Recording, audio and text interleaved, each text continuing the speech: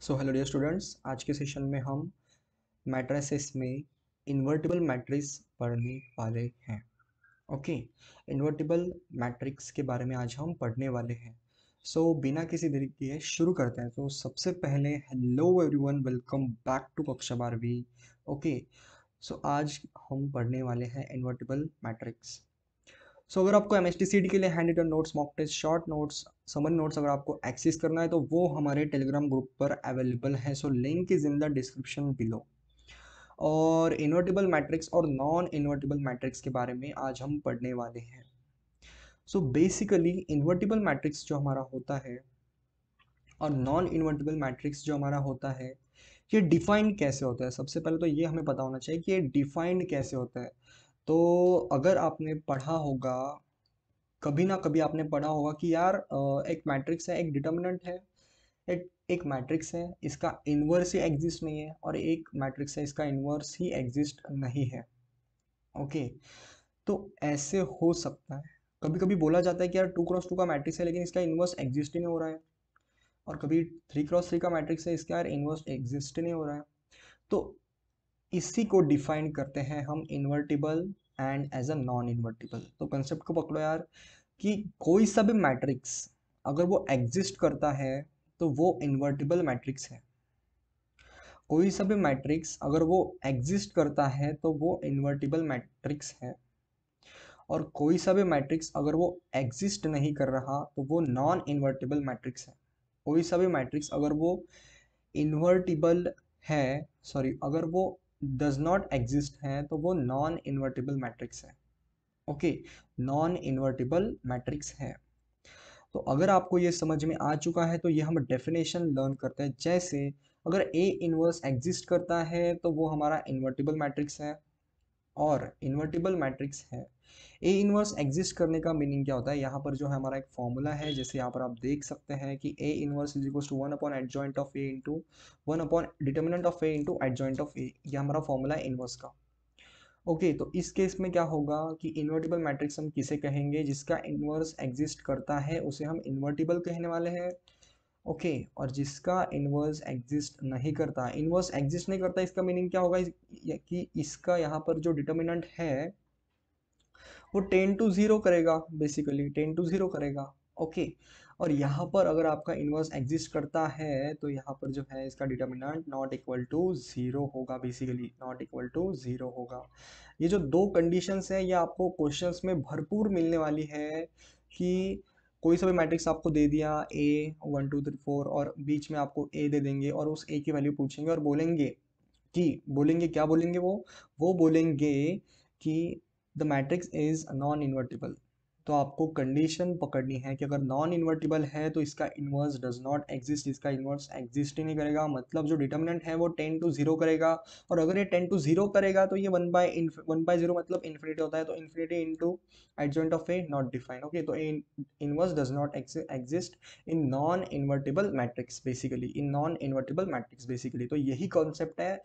और कंसेप्ट पकड़ने के बाद हम कुछ क्वेश्चंस करेंगे और इन क्वेश्चंस के सहारे हम आगे बढ़ने वाले हैं। तो ये जो मार्क्स है ये बोनस मार्क्स है आपके एमएसटीसीटी में, जो कि हर साल आपको क्वेश्चंस मिलने वाले हैं इस टॉपिक से, invertible matrix and non invertible matrix. तो कंसेप्ट हमें पकड़ में आ चुका है, तो अभी हम इसके क्वेश्चंस करने वाले हैं। ओके, सो बेसिकली जो हमारा फर्स्ट क्वेश्चन है वो है, okay, if the matrix is not invertible then find the value of a. Okay, अगर नॉन इन्वर्टिबल मैट्रिक्स है तो इसका इन्वर्स एग्जिस्ट नहीं करेगा, और इसका अगर इन्वर्स एग्जिस्ट नहीं करेगा तो इसका डिटर्मिनेंट क्या पुट कर देंगे हम, इज इक्वल टू 0 पुट कर देंगे। बेसिकली इसका जो डिटर्मिनेंट है वो पुट कर देंगे हम इज इक्वल टू 0, और फिर आपका जो ए है वो आ जाएगा। बेसिकली इसका डिटर्मिनेंट क्या होगा, सो 1 इंटू, यहाँ पर आपको क्रैमर्स रूल लगाना है, 1 इंटू दिस, 0 इंटू 1 0, और 2 ये होगा यहाँ पर -2 बेसिकली। ओके, और यहाँ पर क्या होगा -0, और यहाँ पर होगा आपका प्लस, यहाँ पर 0 है तो 0 इंटू 0 0, 0 इंटू एनीथिंग 0 होता है, और प्लस यहाँ पर ए होगा, और ए इंटू क्या करेंगे हम, 2 2 4 होगा यहाँ पर बेसिकली, इज इक्वल टू हम इसको 0 पुट कर देंगे। तो बेसिकली जो है आपका आंसर है वो आ चुका है। इस केस में यहाँ पर ए है तो यहाँ पर ए हम अच्छे से लिख देंगे। ओके, सो ए जो है आपका यहाँ पर अच्छे से आ चुका है, और आपका जो -2 है और प्लस यहाँ पर क्या है 4a इज इक्वल टू हम 0 पुट कर देंगे, और जो आपका 4a है वो इज इक्वल टू 2 आ चुका है, और 2 आने के बाद आपका जो a है वो इज इक्वल टू 1/2 आ चुका है। तो बेसिकली ऐसे क्वेश्चंस आपको मिलेंगे आपके एमएसटी सीटी एग्जाम में। कितने सिंपल क्वेश्चन है आपके इन्वर्टिबल और नॉन इन्वर्टिबल पर। क्योंकि कंडीशन आपको याद रखनी है, अगर इनवर्स डज नॉट एग्जिस्ट करता है तो डिटर्मिनेंट इज इक्वल टू 0 होता है उसका। बेसिकली यही आपको याद रखना है, और आपको क्वेश्चन में सिर्फ ये बोलेंगे if the matrix is not invertible then find the value of a. Okay, आपको कंडीशन आपको याद रखनी होगी। बेसिकली नॉट इन्वर्टिबल है मतलब इनवर्स डज नॉट एग्जिस्ट और determinant is equal to 0। So next question है आपका, नेक्स्ट क्वेश्चन भी हम देखते हैं। जैसे बहुत इजी क्वेश्चन है ये भी, आपको इसमें भी determinant is equal to 0 put करना होगा। क्यों? क्योंकि यहाँ पर क्वेश्चन में हमसे पूछा गया है कि if the matrix is not invertible then find the value of a. Find the value of a, तो determinant is equal to 0 put कर देंगे बेसिकली। तो यहाँ पर क्या होगा 1 into a minus of 4। I hope आप मेरी कैलकुलेशन समझ पा रहे हैं। सो 2 इंटू क्या होगा हमारा 1 माइनस ऑफ 2 बेसिकली, और प्लस आपका 3। आपको मैट्रिक्स की जो ये क्रैमर्स रूल है, आपको 3x3 हमारा 3x3 वाला मैट्रिक्स है, इसमें लगाते आती है, मैं अज्यूम कर रहा हूँ। ओके, सो बेसिकली 3 इंटू आपका होगा 2 माइनस ऑफ ए।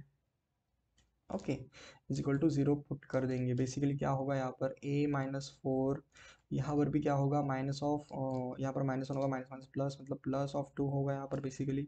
यहाँ पर क्या होगा प्लस ऑफ 3, 3 टू 6 होगा यहाँ पर, और माइनस ऑफ 3a होगा बेसिकली। ओके, सो यहाँ पर इज इक्वल टू 0 पुट कर देंगे, और आपका जो आंसर है, एक बार हम इस इक्वेशन को अच्छे से लिख देते हैं। a-4 प्लस, यहाँ पर हम इसे सम अप कर देंगे बेसिकली। यहाँ पर कितना होगा 8 माइनस ऑफ, यहाँ पर हम 3a लिख देंगे, इज इक्वल टू हम 0 पुट कर देंगे।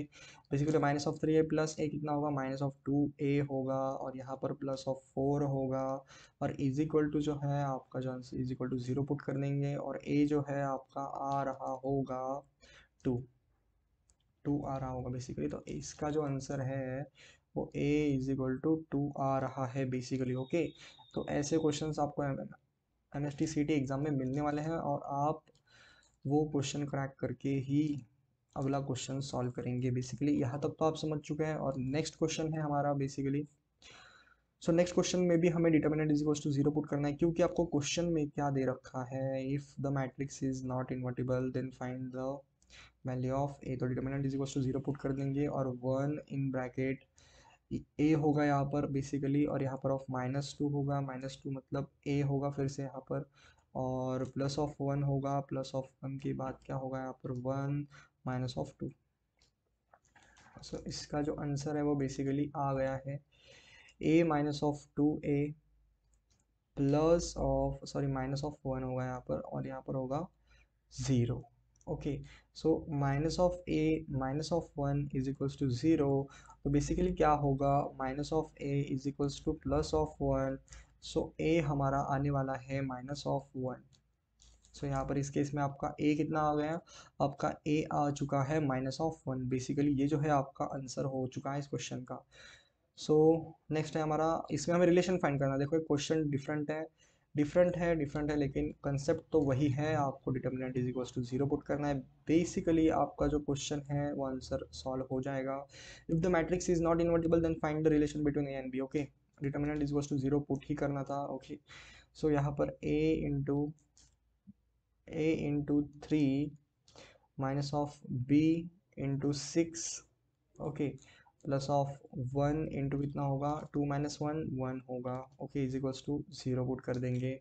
बेसिकली यहाँ पर 3a आ चुका है, यहाँ पर 6b आ चुका है, और प्लस ऑफ 1 आ चुका है, तो बेसिकली 0 होगा। सो 3 - 3b कितना होगा आपका, सो आपका रिलेशन जो है वो आ चुका है इस केस में। ओके, तो इस केस में 3ab में रिलेशन क्या होगा कि 3a is equals to 6b minus of 1। Okay, 6b minus of 1 एक बार हम इसे अच्छे से लिख देंगे। 6b माइनस ऑफ 1 हम ये हमारा अच्छे से हम लिख देंगे, और हमारा जो आंसर है वो रिलेशन है ए और बी में वो आ चुका है 3a is equal to 6b minus 1। यानी a जो है हमारा वो आ गया है इन टर्म्स ऑफ b, वो आ चुका है 6b minus 1 upon a, sorry -1/3। Okay, -1/3। सो ऐसे क्वेश्चंस आपको मिलेंगे एमएसटी सीईटी में, और इजी क्वेश्चंस हैं अगर आपको ये समझ में आ चुके हैं। अगर सबसे पहले तो आपको कॉन्सेप्ट पकड़ना है। सो ए जो है आपका इज इक्वल टू आ चुका है, एक बार हम इसे अच्छे से लिख देते हैं।